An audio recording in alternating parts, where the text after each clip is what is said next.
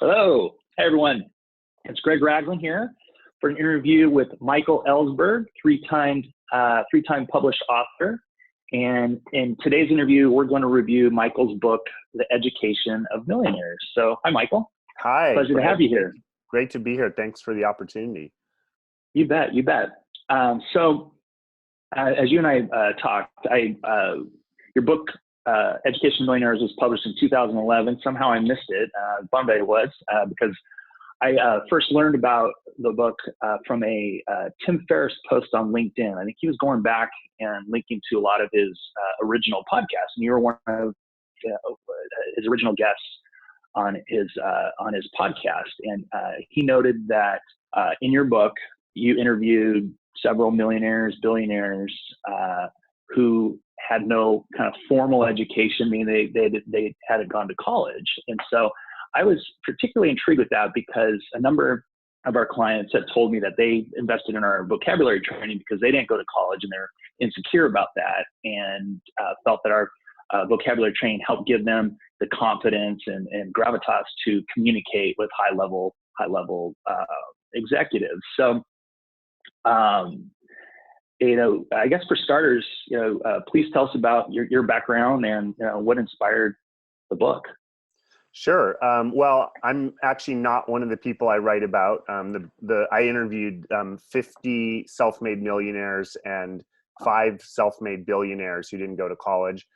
I did go to college, and I write about millionaires. I'm not a millionaire yet. There's very few millionaire writers. Yeah. Rowling is, one of them. But, right. But so I went to college, and at the time that I was writing this, I was married to a woman who dropped out of college.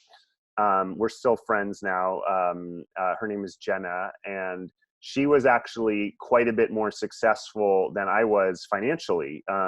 She had a much higher net worth. She had a business. She had a wellness center in Manhattan.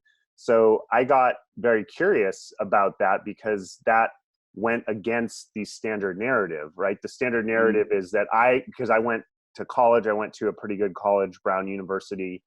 The narrative is I should be the one who should be wealthier, and the college dropout should be the one who's flipping burgers, right? Well, I wasn't flipping burgers, but it was reversed. So I got curious. Well, I'll bet if Jenna is an exception to this, there's other exceptions as well. And of course, the famous ones are Steve Jobs, right? I'm recording this right now on a computer that was originally created by a college dropout. And I've written the outline to this on Microsoft Word, which was created by another college dropout, Bill Gates. Maybe we'll share this video on Facebook, which was created by several college dropouts. In fact, I interviewed for my book, one of the self-made billionaires I interviewed was Dustin Moskovitz, who was, at the time I interviewed him, the youngest self-made billionaire. I think someone else now may have taken that mantle, but he was that at the time. I also interviewed Sean Parker. Kylie Jenner, right? What's that? Yeah, probably. It's Kylie Jenner. I'm ashamed I know that. You're going to skip past it, but I'm just like, all right, I'll just put it out there. That's why I laughed. I don't follow that stuff anymore. But I also interviewed Sean Parker, who famously created Napster and then was the first founding president of Facebook. So I just got curious about this narrative that you have to go to college to be successful. And I got curious about what these people who didn't go to college, who flipped that narrative, who opted out of that narrative, what their path was. I have a lot of insights now into what their secrets are that I'm sure we'll get into on this call. Yeah, and I'd love to. I think one of the things I really appreciated about your book is how authentic it was. That you went to an Ivy League school yourself, and you're like, wow. I don't know how valuable this is in terms of just employable skills, et cetera. And so I imagine you had a number of illuminating, realizations from interviewing these folks. So what are some of the top, traits or characteristics that you found that you're like that? Well, the number one thing that everybody I interviewed had in common is that at some point or another, they had done a deep dive into studying sales. Some of them had done, All literally 55, all 55 of them had done that. I mean, I don't know about all 55, but it was a very common thread. Yeah. Got it. Victoria, who was one of the self-made billionaires I interviewed, founder of John Paul Mitchell Systems. He literally did door-to-door encyclopedia sales. This was before Wikipedia, obviously, which is sort of the most cliched, kind of door-to-door thing you can sell. And he did that. Now, not everyone did door-to-door, but a lot of people had sales jobs from a young age. Because the nice thing about sales is that it's totally performance-based. Either you're good at sales or you're not. You don't need to prove that you have some pedigree, the way you might if you're trying to be, a college professor of sociology. You have to prove that you've studied sociology, you have these degrees. Sales is just, if you can sell, you can sell. And it doesn't even matter how old you are. If you're a 16-year-old or an 18-year-old who can sell, you're going to find somebody who's happy to have you on board to sell their stuff. It's an incredibly important skill to learn. And one of the things I quoted in my book, I quoted one of my mentors, Victor Cheng, who believes a lot of the same things I do about self-education. And at one point he looked at the course catalogs of the 400 MBA programs in the country, or at least the 400, highest ranked ones. I don't know how many there are, but he looked at sure. And he didn't find a single course in sales. He found a few courses in sales management. But imagine that.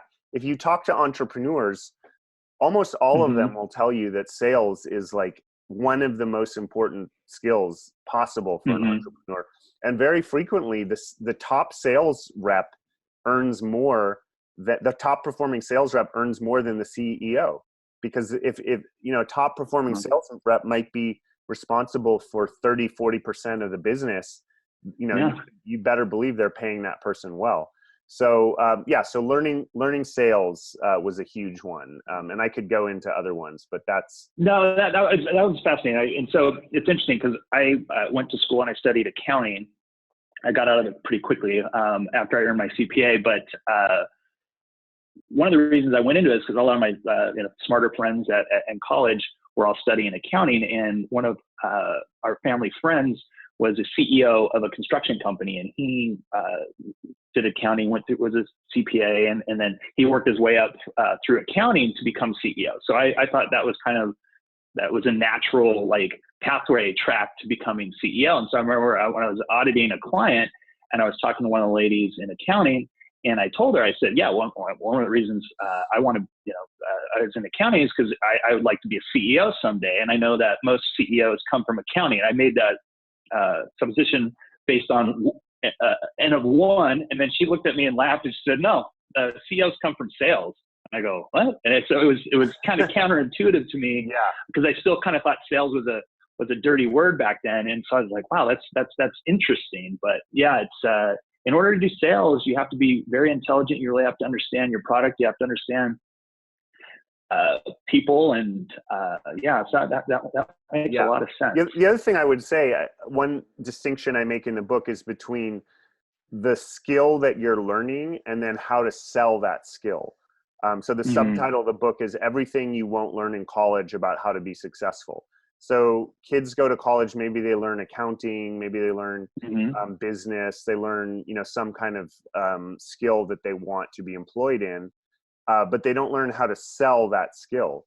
And if you took two people, one of whom was so-so at their skill, but was a great salesperson, and one of them was great at their skill, but poor at selling their skill, I'd say the first one is more likely to be successful. Now, the most successful will be if you're good at your skill and you're good at sales. But out of the two skills, in terms of one is much more relevant to your success, and that's the ability to get other people to want to engage with you, to want to be your client or buy whatever you're selling.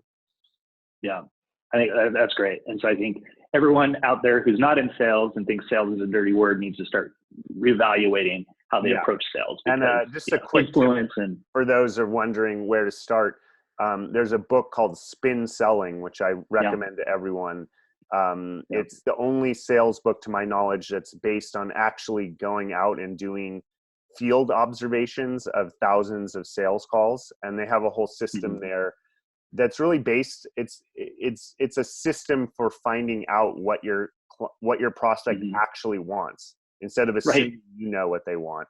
It's a system for eliciting what they actually want. And then if what you offer is a match for that, then you explain that. And if it's not, you refer them to someone else that's better suited. But the point is like getting really clear on what your prospect wants, which actually feels good as a prospect. If a salesperson is really caring what you care about, that actually feels good to be sold that way. It's not like the cheapy kind of sales that makes us run the other way. Absolutely. No, that's great. That's great. Excellent book. And you can also, there's a number of YouTube videos that'll summarize the book in like 15 minutes, and you get really the essence of that whole spin selling system. Yeah. So I have a stepson who's a junior in high school, and reading your book totally flipped upside down my whole thought process and, preparing him for college. And so what would you recommend to parents and high school students that are, precocious and kind of want to, get into business? Like, he knows what he wants to. He wants to be involved in the video game industry, and he's not just some gamer. He's actually passionate about it. He wants to be in the creative storytelling part of it, and he's a good illustrator, and he wants to learn some of the technology. So you would say that there's a lot of skills that he's going to need to learn that can be taught in school. So when he graduates, would you recommend that he go into school and study, or go, try to work for a company, or do something before going into school? Well, my recommendation now, and I wasn't actually able to make this recommendation when I wrote the book because this type of program didn't really exist. But now in 2019, there are a number of programs that are targeted in a very lean, efficient way and inexpensive way to get a young person ready for employment much faster and less expensively than college. The one that I have a connection to, not a business connection, but I've spoken for their students, is called Praxis. And the basic idea, and there's several of these programs now. The basic idea is it's a 1-year program. The first year is basically a boot camp on essentially how to be a good employee in a startup. What are the skills that startup founders look for in their employees? And it's really street smart skills about how to not just follow orders, but to be proactive, how to solve problems, how to work in teams, how to be a good leader. These really like street smart, valuable skills. And then the second part is a paid internship in a startup for 6 months. They pay $15 an hour, which is okay for a starting person. And the nice thing is, so the program costs like $12,000, and if they work full time for those 6 months, they earn around $14,000. So unlike college, they actually come out of this program $2,000 ahead, rather than $20,000 to $50,000 behind in debt. So cool. I think these programs are basically gonna eat college for lunch at this point. My belief is that the only reason you should go to college is if you are dead set at age 18 on going into a career where you have to have a college degree. So if you want to be a doctor, you have to have a college degree to get into medical school. If you want to be a lawyer, pretty much with very few exceptions, you have to have an undergraduate degree to get into law school. Engineering is the same. If you want to be a research scientist or professor, obviously. But outside of those, classic professions, if you're the typical 18-year-old who's like, I'm not really sure what I want to do with my life, I want to find myself, I want to figure it out. I think paying, $10,000 to $50,000 a year to find yourself is just not the most efficient use of that time or money. Yeah. So I agree. Yeah. So first of all, I would recommend one of these more leaner, more efficient programs like Praxis. And second, I would suggest that he develop a portfolio of what he can do and have a website that says, look, these are the games I've designed. This is what I've worked on. This is what I can do. Make some really nice videos that, that highlight games. And then try to get internships, try to go and say, hey, I can add value to your organization. Just give me a shot here to, and hear this. And here's another important thing is to be very specific about how you can help. So the worst question is, hey, I want to help you. How can I help you? Because you've just created work for the other person. Now they have to think, well, who are you? Do I trust you? What help do I need? Are you able to do that help? Versus saying, hey, I just looked at your site. I noticed that like blah, blah, blah is wrong with your site. You don't have this whole section that would be really helpful for you. Here, I just did a mock-up right here of what I think that section on your site should look up. If you allow me to intern for you for 6 months, I'll set this up for you. What do you think? That's the way to go. I like that. And it's interesting. So I, as I said, I studied accounting, and in order to become a CPA, you have to have a certain number of, you have to have a college degree, and you have a certain number of hours of school, and then you have to do a certain number of hours of auditing, and you have to do it for 2 years. And it's, when I was in college, I remember there was like, I think 5 women, and then they seemed like women to me because they were in their late 20s, early 30s when I was like 19, 20 years old. And instead of, going into college right out of high school, for whatever reason, they went to work for companies, and someone took them under their wing and taught them accounting. And so they learned accounting in business. And then they went to school, and it was so easy for them. Yeah, it was they had straight A's without even having to study. It was just school was so easy for them. Where I had to learn from a book something that I didn't really know how it was done in reality. And then after I learned it in the book and I was doing it in reality, I had to retrain myself how to do it in reality. Where if you start in the real business world and then go back to school's super easy. And so even in something like accounting, you do have to get the college degree. But if you were to go and work for a company, if you have an aptitude for numbers and accounting, that's what you really want to do, you'd be so much better off doing an internship and working in an accounting department, then going to school, super easy to get, straight A's in accounting. And then, if these women already were doing the job, it's not clear why they actually even needed to go back. If they had the CPA, you want to be a CPA. It's like, getting your letters, you charge a lot more money. Yeah. Well, we have this system where we tell kids you have to front load your education from age, roughly 17 years, from age 5 to 22. That's when you have to get your education, all leading up to this credential of a college degree. I think that's really a waste. I think that education should be a dialogue with your life over time. So you figure out like, okay, I spent a year or two getting some experience. Now I realize I want to learn this. Okay, let me go to school for a year or two to learn that. Then you go out and get several more years of experience or a decade. Oh, now I want to learn this. And you go back and forth with that. The reason we don't do that is because we have historically had a system where you need the college degree as a credential. However, that's changing. Major corporations, I believe, including Google and Apple and Facebook, are now saying, if you can prove to us that you can do the work with a portfolio, we don't need you to have a degree. We need you to prove that you can do the necessary work.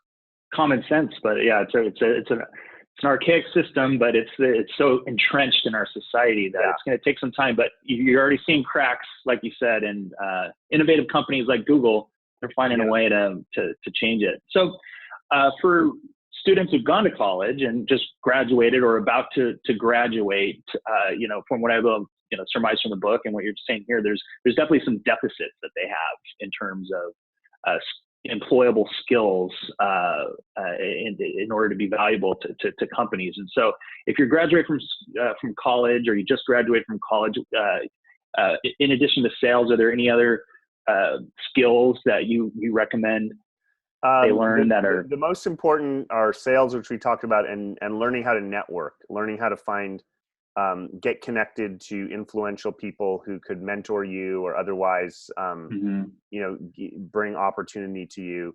And that's a skill that you don't really learn in college. They say, oh, you go to college and you get this great alumni network. I mean, I went to Brown. I've hardly been in touch with, any alumni at all from Brown. I've certainly never gotten any career opportunity from that. Whereas learning how to network, learning how to go to business conferences, how to talk to people, how to get people interested in connecting with you. These are all skills. I have a chapter about it in my book, is a good starting place. If you go to my YouTube, which is through my site, ellsberg.com, I have a couple videos on how to network with how to network your way to influential people. That's a really important skill as well. That's going to determine, have a huge influence on your success.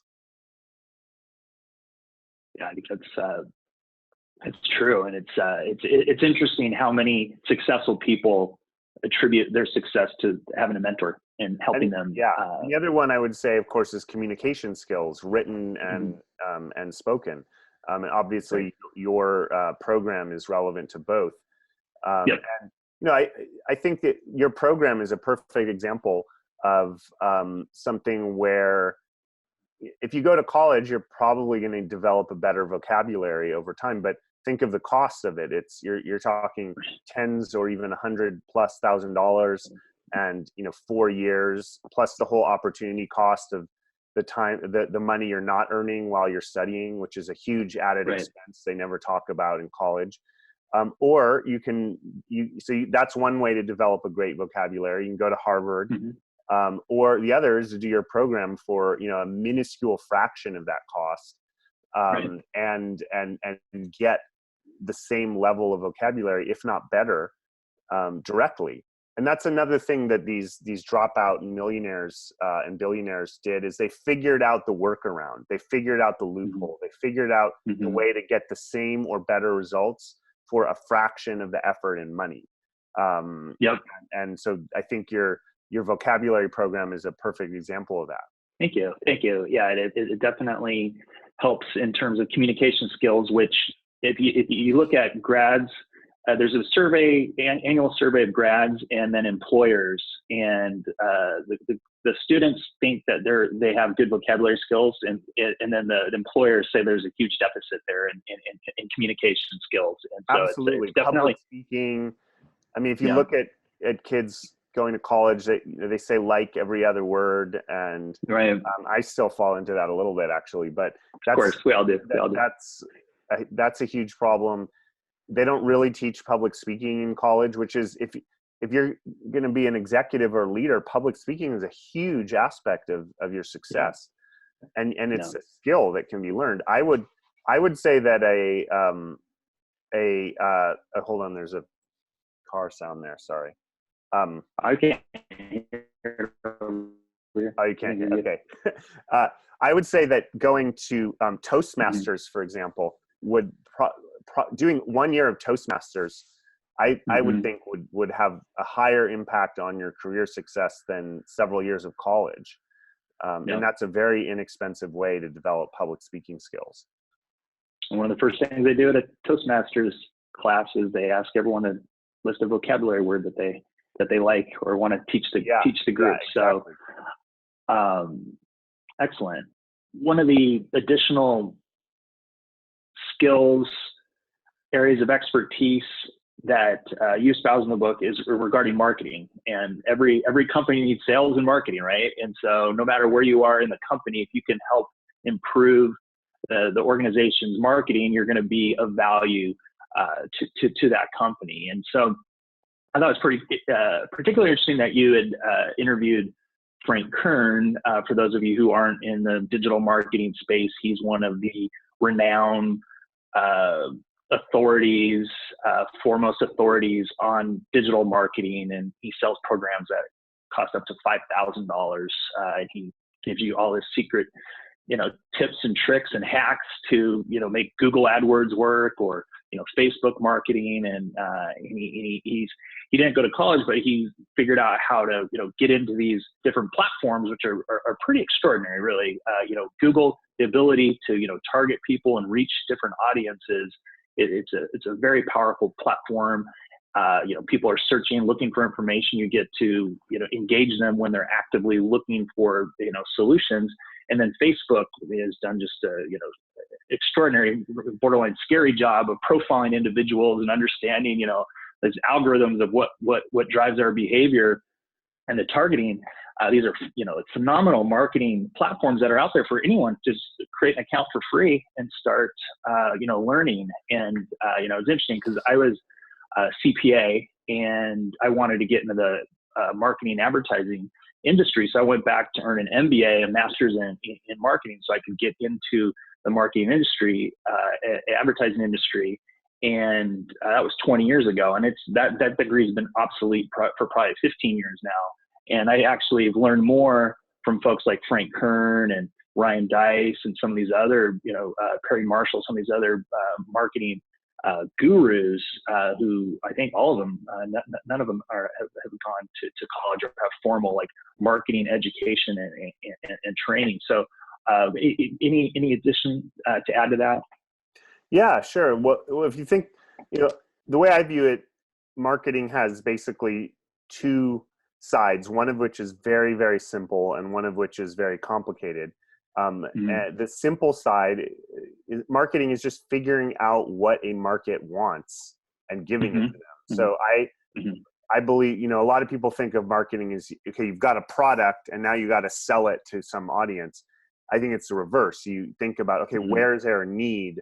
Where is there an audience? Where is there a market gap? And how can we create something to fill that?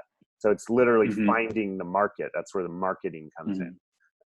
That is very basic. That's timeless. You don't need a degree to do that. Right. You got to be smart and look for opportunities, think where they're missing opportunities. Then the complicated part is all the techniques of Google AdWords and Facebook advertising and SEO. Now, these things are disciplines that are, that you have to learn. You don't learn them you don't learn them in MBA or business programs. You learn them by learning. You hire street smart trainers like Frank Kern, or you do YouTube tutorials, that kind of thing. But the point is, all these things, you got to learn them on your own. I mean, your MBA professor probably learned marketing. They may not have even learned it in a business context. They may have learned it by getting their own MBA. If they did learn it in a business context, they learned it 20, 30 years ago. They may have some insight into the first part about how to find where there's a gap in the market and fill it. But they certainly, any knowledge they have about contemporary marketing techniques is going to be incredibly dated. I mean, even by the time you start an undergraduate degree, very often the technology is outdated by the time you graduate 4 years later. And if you think about it, I mean, social media didn't really exist on a widespread basis. It's been around really only like 10 years was when it kind of tipped. It was around a little bit earlier, but 2008, 2009 was really when Facebook started gaining like mass audience. So that's 10 years old. I mean, the professors, they were learning this stuff 30, 40 years ago, maybe. Right.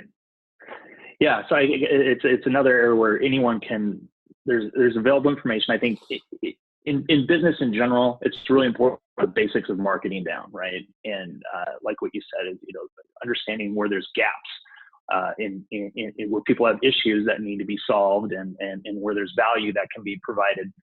And then there's some technical skills that are relatively easy to develop or get access to that they don't teach in school, that are fundamental. In order to make Facebook work or Google work or YouTube work or any of these other platforms, you really have to get in and understand all the potential and analytics and targeting and everything that comes with it. And they don't teach that in school. It's something you have to teach yourself every 6 months or so also. So true.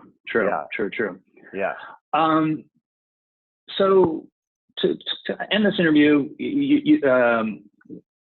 one of the other books that I also read right after Education of Millionaires is The Last Safe Investment. And we'll do another follow-up interview, but I think what's apropos to the Education of Millionaires is this idea of investing in your own human capital. and there's definitely a deficit between what you're taught formally in school and the skills that you need in order to be a employable, valuable contributor to an organization. And so I know that you're in the process of developing a course to help people in a structured, focused way invest in their own personal human capital. So I'd love to learn a little bit more about that. Sure. Well, I define human capital as anything about you or your life that helps you create value for yourself and others.